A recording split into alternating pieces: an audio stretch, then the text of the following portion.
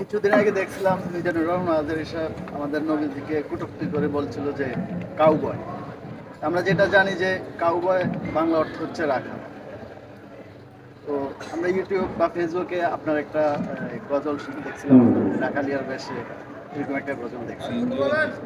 উনিও রাখাল বলছে, আপনিও রাখাল বলছেন। শেষ করি। তো আমার প্রশ্ন হচ্ছে, উনিও রাখাল বলছে, আপনারও রাখাল বলছেন, তাহলে এখানে আবার ওনাকে নিয়ে সমালোচনা কেন? এই জিনিসটা একটু জানতে। ধন্যবাদ। আমাদের যুবক ভাই বললেন যে মিজান আজহারী সাহেব নবীজিকে কাউবয় বলেছেন। তো কাউবয় শব্দের অর্থ হলো রাখাল। আসলে শুধু রাখাল না, গরু রাখাল। কাউবয় শব্দের অর্থ হলো গরু রাখাল, যেটা নবীজি কখনোই ছিলেন না। আর এমনিতেও নবীজিকে রাখাল বলা নিষেধ। আবার আমিও একটা গজলের মধ্যে বলেছি, রাখালিয়ার বেশে মা খাদিজার দেশে বকরি যে চড়াইতেন জঙ্গলায়। তাহলে মিজান আজহারী কাউবয় বা রাখাল বলাতে যদি দোষ হয়, তাহলে আমি যে বললাম কাউবয় না মানে রাখালের বেশে, আমিও না তো রাখাল বললাম, তো এটার মানে দোষ হইল না কেন? প্রশ্ন করার জন্য আপনাকে ধন্যবাদ। আসলে এটা একটা সহজ বিষয়। আমার যে বলার শব্দটা, এটা আমার লিখিত না, এটা শত শত শত শত বছর যাবৎ আলেমরা বলে আসতেছে, আমি জাস্ট গেয়েছি। এবং এটা প্রসিদ্ধ, স্বীকৃত, সর্বমহলে কোনো আপত্তি আজ পর্যন্ত কোনো আলেম করে নাই এই শব্দটা নিয়ে। এবং কাজী নজরুল সহ অনেক কবি, সাহিত্যিক, গায়ক, তারা নবীজির ক্ষেত্রে এই রাখালের বেশে শব্দটা ব্যবহার করেছে। সরাসরি রাখাল না, বলছে রাখালের বেশে। একটা হলো মিজান সাহেব যেটা বলছে, সরাসরি নবীজিকে কাউবয় বলছে, গরু রাখাল বলছে, নাউজুবিল্লাহ। আর আমাদের শব্দ চয়নটা এটা হলো রাখালের বেশে।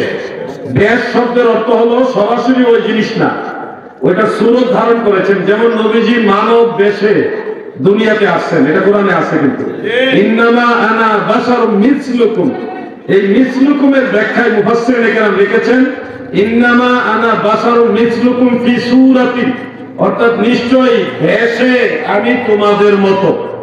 এখন ওই জন্যই বলা হয়েছে নবী মানবের ভেষে, মানব সুরতে দুনিয়াতে আসছেন। এই জন্য নবীজিকে আমাদের মতো মানুষ বলা যাবে না, মানে আমাদের মতোই বলা যাবে না।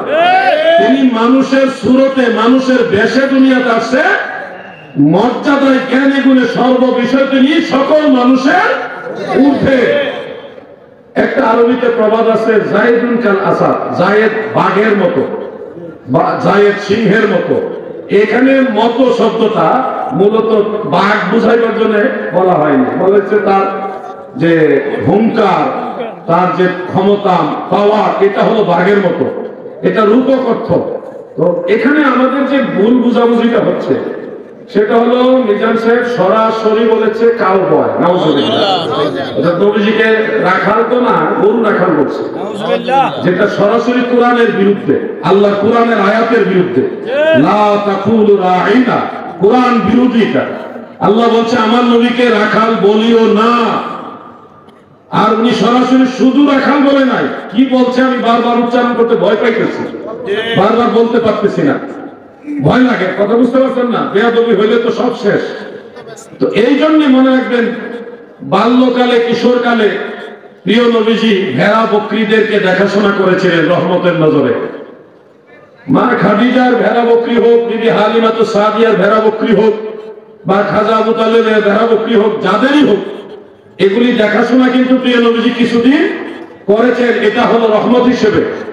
তো এই দেখাশোনা নবীজি ভেড়া বকরিদের করেছেন, এই বিষয়টাকে সর্বোচ্চ সম্মানের সাথে কোন শব্দ দিয়ে প্রকাশ করা যায়, এই বিষয়টা বিশ্লেষণ করে কবি, সাহিত্যিক, যারা ইসলামিক স্কলার আগের যুগে, তারা নবীজিকে সরাসরি রাখাল তো বলা যাবে না, কোরআনের নিষেধ।